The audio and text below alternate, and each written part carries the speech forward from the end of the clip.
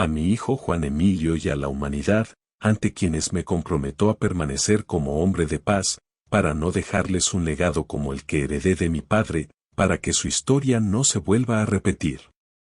A mi amada e incondicional esposa, a mi madre, a mi hermana y a mi abuela materna, y a todas las mujeres que han hecho de mí un mejor hombre.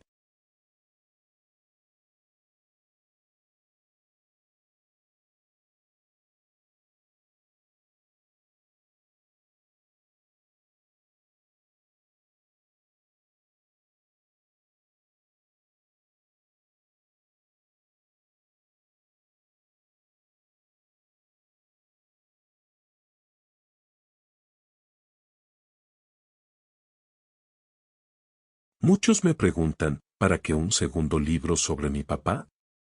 ¿Acaso no conté ya todas sus historias en Pablo Escobar, mi padre? Mi respuesta es cruda y simple: este nuevo libro es revelador y contiene relatos muy delicados, jamás contados, que dejan al descubierto verdades sobre numerosos hechos en los cuales él tuvo una directa participación que hasta ahora permanecía en la sombra.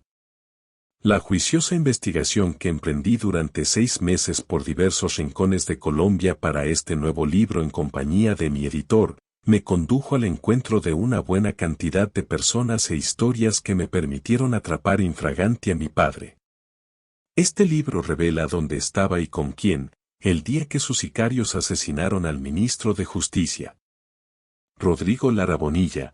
Tampoco se conocen intimidades en relación con el grupo rebelde M-19 y su participación en el secuestro de la hermana de uno de sus mejores amigos. Nada se ha dicho sobre su estrecha relación con Barry Seal, piloto de la CIA e informante de la DEA, y poco se sabía hasta este libro de la forma y los medios que empleó para hacerse inmensamente rico. También son impactantes el relato del jefe paramilitar que le ganó la guerra a mi padre y las reflexiones de uno de los hijos de sus mayores archienemigos. Igualmente, terminé por descubrir sus macabras alianzas con la corrupción internacional que no solamente me dejaron sorprendido sino, confieso, con temor de hacerlas públicas. Este libro hace parte de un ejercicio muy personal, profundo y sincero que lo único que pretende es contar una historia para que nadie la repita. Quiero compartir mis experiencias de vida al lado de mi padre, Pablo Escobar, y las profundas heridas por las cuales decidí no convertirme en él. También es un ejercicio que evidencia que la paz y la reconciliación no son utopías. Espero sinceramente que puedan aprender de mi historia, de mis errores y los de mi padre. Así que ofrezco estas páginas como mi contribución a la verdad y a la reparación simbólica de quienes resultaron afectados por los crímenes cometidos por Pablo Escobar. No tengo agenda, no busco revanchas ni desquites, no quiero incomodar a las víctimas de mi padre ni amenazar a quienes todavía delinquen agazapados entre el poder. Solo quiero contar historias y contribuir de algún modo a esclarecer la verdad de una época que marcó para siempre no solo al país, sino a un continente entero.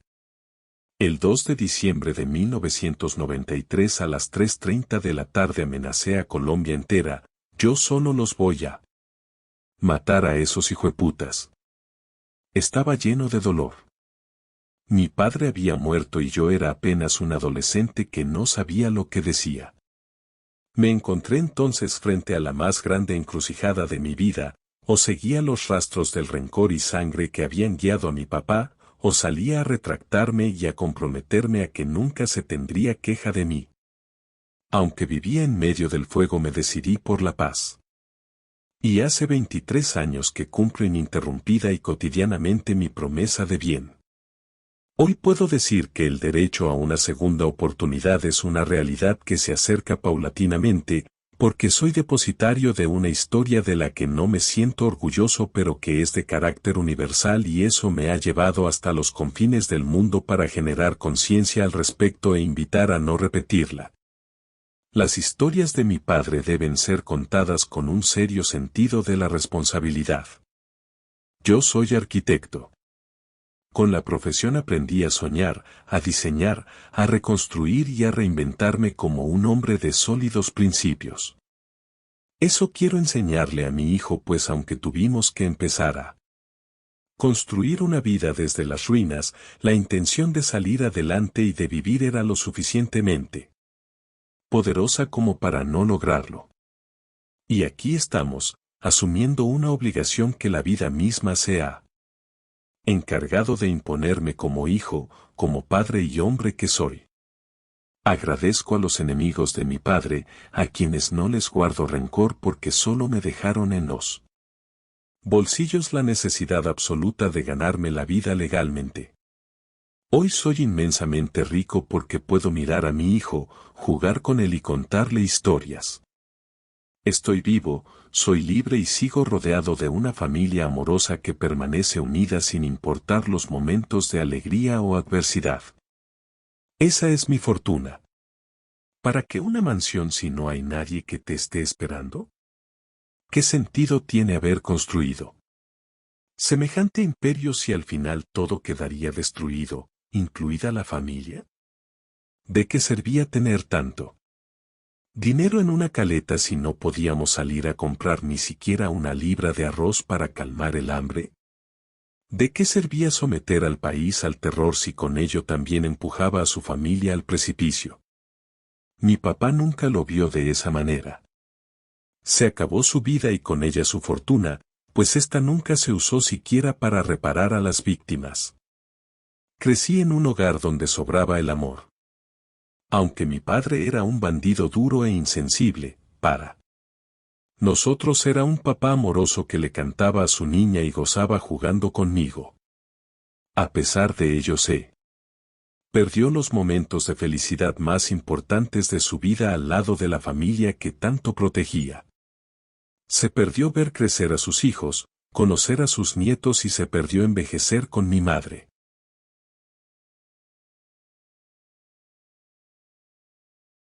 Aunque tu vida en un momento dado fue tormentosa, después ha sido más tranquila, en cambio, la mía ha sido más complicada.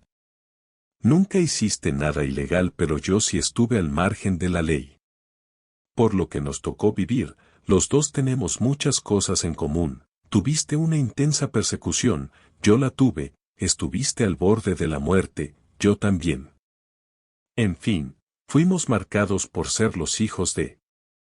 Quien pronuncia esta contundente frase es William Rodríguez Abadía, hijo de Miguel Rodríguez Orejuela, uno de los principales enemigos de mi padre y quizá uno de los determinadores de su muerte.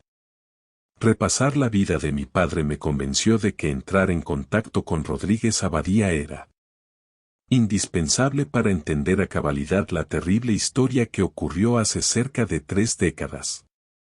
Cuando su padre, Miguel, su tío Gilberto Rodríguez y mi padre se convirtieron en capós de los dos más grandes carteles de cocaína del mundo, al tiempo que libraron una violenta guerra que terminó con mi padre muerto y los parientes de William pagando una larga condena en Estados Unidos.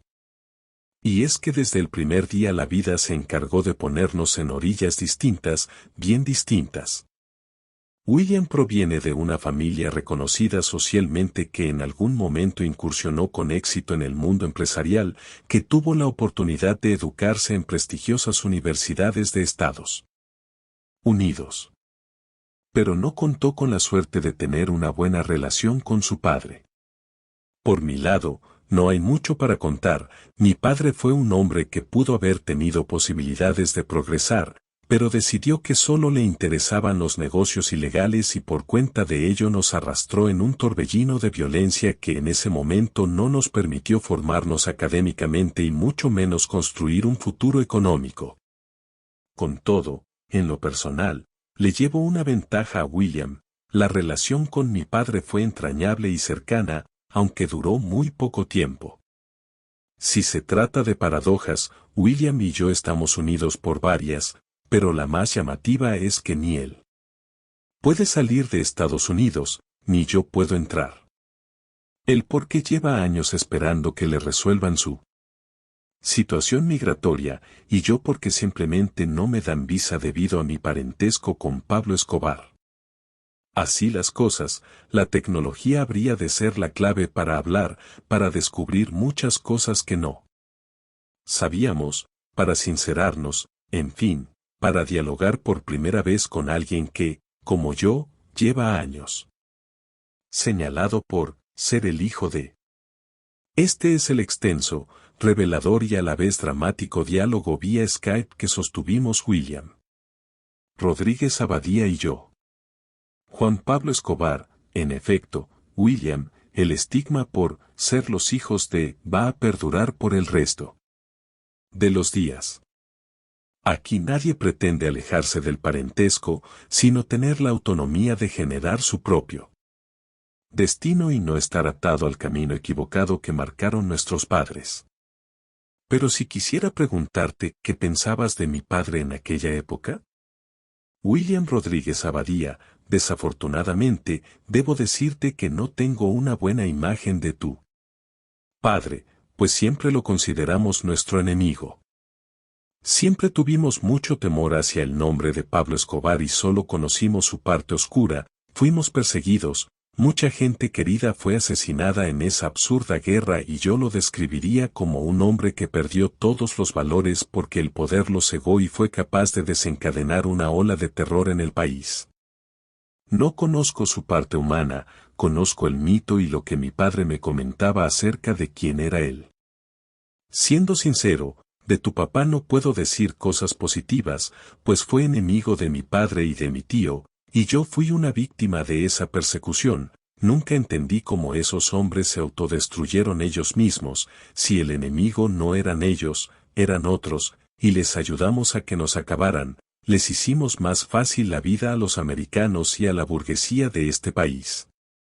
JP, ¿alguna vez mi padre atentó contra ti? WRA, que yo sepa, no. Había muchos rumores en ese momento, había mucha gente que venía de Medellín como mucha gente iba de Cali a hacer sus operativos. Por lo menos durante la mayor parte de la guerra, respetaron el pacto de no atentar contra sus familias. Fue una guerra frontal entre ellos, muy sangrienta.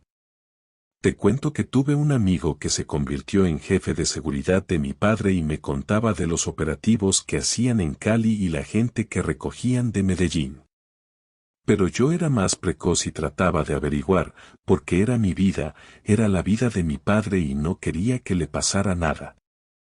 Vivimos momentos de terror muy grandes, atentados que le hicieron y otros ataques frustrados, imagino que tu papá tuvo varios atentados.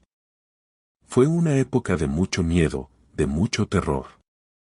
JP, el terror también lo vivimos en Medellín. Nosotros como familia vivimos relativamente tranquilos hasta cuando empezó la guerra. A partir de ese momento, corrimos día y noche. WRA, lo importante es que tengas claro, Juan Pablo, que nunca te he hecho nada y tú nunca me has hecho nada. De pronto estuvimos en lados diferentes, por cosas de la vida.